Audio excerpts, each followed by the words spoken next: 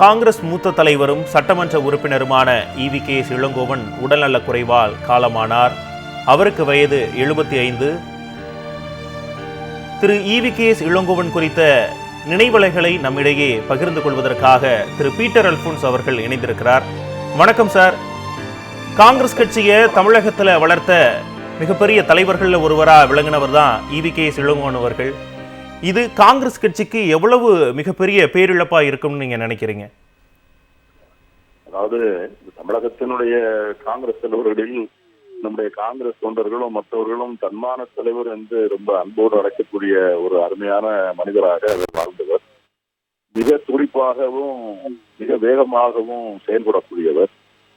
எதிரணியை பற்றி கலங்காமல் பயப்படாமல் எந்த கருத்தையும் துணிவாக சொல்லக்கூடியவர்.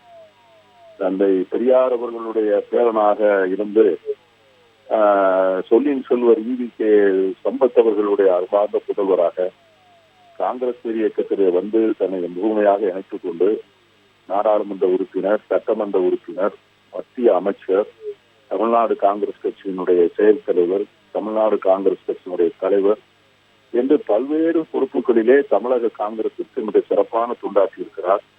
தமிழகம் முழுவதும் அறிந்த ஒரு நல்ல தலைவராகவும் பொதுமக்களுடைய கோரிக்கை எந்த கோரிக்கையாக இருந்தாலும் அதை மிக தைரியமாக பொதுத்தளத்திலே வைக்கக்கூடிய ஒரு ஆற்றலும் ஒரு ஆண்மையும் உள்ள தலைவராக இருந்தார்.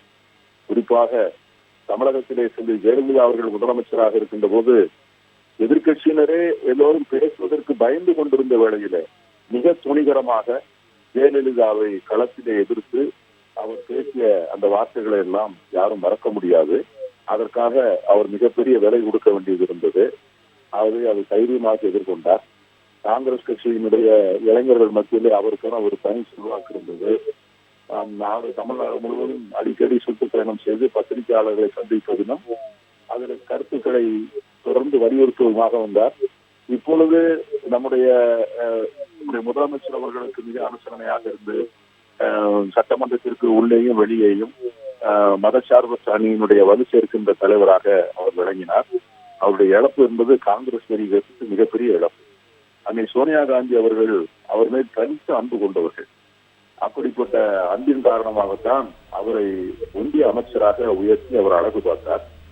காங்கிரஸ் கட்சியினுடைய தொண்டர்களும் குறிப்பாக அவர்கள் குடும்பத்தை சார்ந்தவர்களுக்கும் இது ஈடு செய்ய முடியாத இழப்பு. அவருடைய மகன் இறந்த ஒரு சில நாட்கள், ஒரு வருடத்திற்குள்ளே அவரையும் இழக்க வேண்டிய ஒரு சோகத்தை காங்கிரஸ் கட்சி சந்தித்திருக்கிறது. இந்த இழப்பை ஈடு செய்ய முடியாத அந்த இழப்பை எதிர்கொண்டிருக்கிற அவருடைய குடும்பத்தினருக்கும் காங்கிரஸ் இயக்கத்துடைய தொண்டருக்கும் என்னுடைய ஆழ்ந்த இரங்கலையும் வருத்தத்தையும் தெரிவித்துக் கொள்கிறேன். திரு EVKS இளங்கோவன் அவர்கள் மறைவு குறித்து உங்களுடைய நினைவலைகளை பகிர்ந்து கொண்டதற்கு நன்றி பீட்டர் அல்போன்ஸ் சார்.